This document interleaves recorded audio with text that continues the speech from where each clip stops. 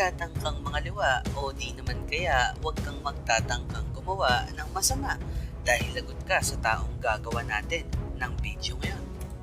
Sino ba ang hindi nakakakilala sa kanya? Siya lang naman ang pinakamalakas na YouTuber sa Pilipinas ngayon dahil sa content na talaga namang kinaatikan ng maraming tao. Pero sino nga ba siya? At ano ang kanyang kwento bago pa siya sumikat ng ganito? Sa totoo lang kabatang ay napapakapit ako talaga habang ginagawa ko ang video na ito dahil baka ako naman ang maireklamo. Pero biro lang mga kabatang. At siya nga pala, ito naman nga pala ang inyong Batanggenyong gamer na si Inspi at samahan niyo akong kilalanin kung sino nga ba siya. Game? Siya si Paeng. 1, 2, 3, go! Siya si Paeng o mas kilala bilang si Raffy Tulfo na may tunay na pangalan na Rafael Teshiba Tulfo at ipinanganak sa Davao del Sur. Ang kanyang ama ay si Ramon Tulfo na tubong Ilocos Norte at ang kanyang ina naman ay si Caridad Teshiba na may lahing Haponesa. Madalas nating napapanood si Idol Raffy na talagang gigil na gigil sa mga inirereklamo sa kanya. Yung tipong mismong ikaw ay manggigigil sa mga eksena na meron sa channel niya. Pero bago ko makalimutan, ang Paeng ay nanggaling sa pangalan niyang Rafael at ito ang kanyang palayaw. Si Sir Raffy ay may dalawang anak sa asawa niyang si Mrs. Jocelyn Tulfo at ang kanilang anak ay si Ralph Tulfo at si Maricel Tulfo.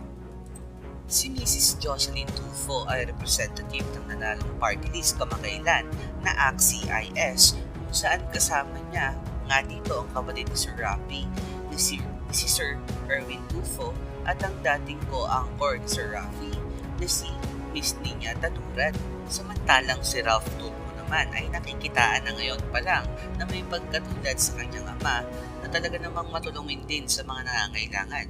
Sa katunayan nga ay nagkaroon ito ng alkansya noon na nanggaling mismo sa kanyang sariling ipon at ang laman lang naman ito ay kanyang itinulong sa mga may hirap nating kababayan. Sinundan pa nga nito ang kamakailan lang na viral video ni Sir Ralph noong nakita niya ang mag-ina na naglalakad sa kalsada at pasan-pasan ng anak ang kanyang ina. Sumunod naman ito ay ang anak ni Sir Raffy, si Maricel Tulfo, na katulad rin ng kanilang ama na sadyang may pinagmanahan din at nasa dugo niya rin ang pagtulong sa mga taong nangangailangan. Dahil sa katunayan pa nga nito ay noong nakaraang taon ay tumungtong siya sa edad na 26 at ang naisip niyang gawin dahil siya nga ay magto-26 na ay hinayaan niya ang mga tao na mag-comment sa post niya ng kanilang mga kahilingan at pumili lang siya ng 26 na tao na tutuparin ang mga kahilingan ng mga ito. Talaga namang masasabi mong napalaki ng maayos ng mag-asawa na sina Sir Raffy at Mrs. Tulfo ang kanilang dalawang anak dahil nakuha ng mga ito ang ugali ng kanilang ama na kapag may nangangailangan ay dapat nilang tulungan. Kasunod nga nito ay si Sir Raffy Tulfo po ay isang broadcaster at hindi po isang lawyer dahil may ilan akong nababasa na akala nila ay isang lawyer itong si Sir Raffy. At sa pagpapatuloy, alam nyo bang ang Facebook page ni Sir Raffy ay mayroon ng 7.6 million likes at sa kanyang YouTube channel naman ay mayroon ng 7.3 million subscribers kung saan nga pumapasok ang haka-haka at sa katunayan pa nga nito ay may interview itong si Sir Raffy na tinatanong ng isang reporter kung totoo ba raw na ang kanyang sinasahod sa YouTube ay umaabot na ng 50 million. Ay para sa akin na walang katotohanan ng 50M salary ni Idol Raffy sa kanyang YouTube channel. Pero sa sarili kong opinion ay umaabot ito ng humigit kumulang 30 million sa loob lang ng isang buwan. Pero gusto ko lang linawin mga kabatang na ito ay estimated ko lang o ito lang yung palagay ko na range ng kanyang sinasahod. Kaya hindi ito yung official baka kasi mamaya meron na namang hypebeast dyan sa comment section. Pero biro lang mga kabatang. Pero alam naman natin bukod sa YouTube ay meron pa siyang Facebook na siya ring isa sa malalaki ang income o sahod na natatanggap. Pero sa pagpapatuloy ay kung ano magkano man ang natatanggap ni Sir Raffy ay deserve niya naman lahat ng yun dahil alaman naman natin na itinutulong niya talaga ito sa mga taong nangangailangan. Pero alam nyo ba kabatang na mismo si Sir Rafi ay hindi rin nakaligtas sa isang sumbong o reklamo? Dahil kamakailan nga ay nagkaroon ng issue tungkol sa kanyang dating asawa at dahil meron silang anak dito, pero nilinaw naman ni Sir Rafi na panggigipit lang ito sa kanya at naliwanagan naman ng taong bayan sa kung ano ba talaga ang nangyari sa pagitan nila ng kanyang ex-wife. Pero aminin mo kabatang na mismong ikaw ay nagulat sa issue na ito. Dahil ako mismo ay walang kaalam-alam na may ganito palang kwento sa buhay ni Sir Rafi noon. At mabuti na lang ay nalinaw na itong at ma-share ko lang mga kabatang alam nyo ba na si Sir Rafi nakatulong sa akin para malaman kung anong content ang gagawin ko dito sa YouTube. Dahil noong una ay ang mga content lang na pinopost ko ay mga replay ng mga laban ng mga sikat na streamer. Pero noong isang beses ay napanood ko ang video ni Sir Rafi tungkol sa nagnanakaw ng mga videos niya, ay doon ko narinig ang sinabi niya kay Cage TV na i-base daw nito ang content sa kanyang gagawin sa kung anong pangalan ang meron siya sa kanyang YouTube channel. At doon nga napagtanto ko na gumawa ng video tungkol sa ating mga inspirasyon na streamer at mga YouTuber. At ngayon nga ay si Sir Rafi lang naman ang isa sa pinakamabilis na lumago na channel dito sa Pilipinas. At para sa akin kabatang ay siya rin ang may pinakamataas na income dito sa YouTube. At sa pagpapatuloy, alam nyo bang kahit gaano katapang itong si Idol Rafi ay may isang tao siyang kinatatakutan? Ayon sa kanilang TV interview noon, na ang taong kinatatakutan nilang magkakapatid ay walang iba kundi ang kanilang ina, kung saan sinabi naman ng kanyang ina na itong si Idol Rafi daw ay habulin talaga ng chicks noon pa man. Mabuti na lang Sir Rafi ay hindi ka pinatulfo ng mga chicks mo noon.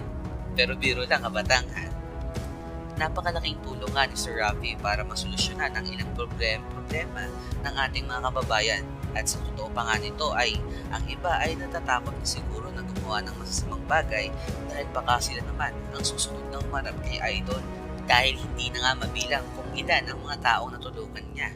Kaya hindi naman maiwasan na masabi ng iilan na sana daw ay maging presidente itong si Idol pagdating ng araw na siya namang gusto kong itanong sa inyo mga kabatang kung ikaw ba ay isang ayon sa tumakbong presidente itong si Idol. Ilagay mo lang dyan ang iyong komento kabatang at atin niyang pag-uusapan. Pero bago yan ay gusto ko munang ibigay ang aking sariling opinion tungkol sa tanong na kung payag ba tayo na tumakbo si Idol bilang isang presidente pagdating ng panahon. Ang sagot ko ay para sa akin siguro ay mas maganda na ang ganitong tumulong si Idol sa mga nangangailangan kahit pa hindi siya nakaupo sa gobyerno. Dahil kahit papaano ay napakadali lang para sa kababayan natin ang makalapit sa kanya para humingi ng tulong. Pero kung ito naman ay kagustuhan din ni Idol ay sigurado ako na buo ang suporta ko para sa kanya. Bakit kayo mga kabatang? Ano ang komento nyo tungkol dito? Dahil maidagdag ko lang mga kabatang si Idol ay marami nang natatanggap na pagbabanta sa kanyang buhay. Kaya naman mas makakabuti na manatili na lang siya sa kung anong tulong ang kanyang ginagawa ngayon. At sa karagdagang impormasyon mga kabatang, ang kaarawan ni Idol ay March 12, 1960 at ang kanyang kasalukuyang edad ay 59 years old. Na akin namang pinagtataka dahil mukhang batang-bata pa itong si Idol kung ating titingnan mga kabatang, hindi ba? At isa pang impormasyon, ang pinakaumpisa na pumasok o magtrabaho itong si Idol ay noong 1993 at ito nga ay may title na Isumbong Mo, kung saan isa siya sa mga host ng nasabing palabas.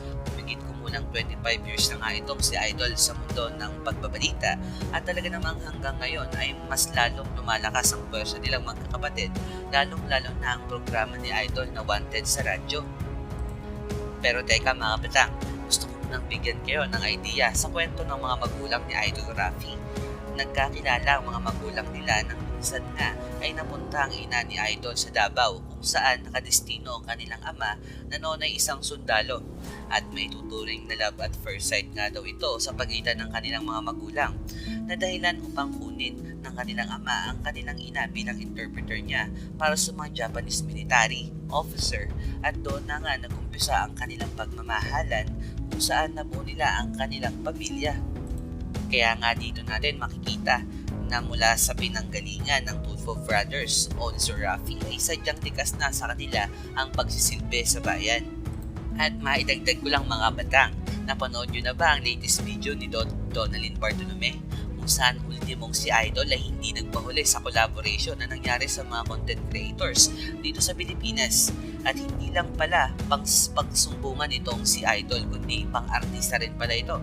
Si Idol dahil kitang-kita mo sa kanyang pagdadala niya on the spot na scene na meron sila ni Donalyn na talaga namang itong si Idol ay kahanga-hanga.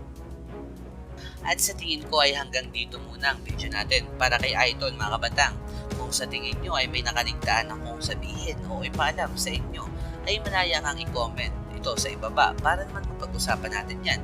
At sana ay nagustuhan nyo ang video na ginawa natin ngayon. Dahil kung oo, ay pakiusap sana ay ikaw ay mag-subscribe sa ating channel. Hanggang sa muli, ito nga pala ang inyong Batanggenyong gamer na si Inspi na nagsasabing kung dati ay uso ang salitang isusumbong kita kay tatay. Ngayon naman ay isusumbong kita kay Tulfo. Yun lamang po at maraming salamat mga kabatang. Mwah!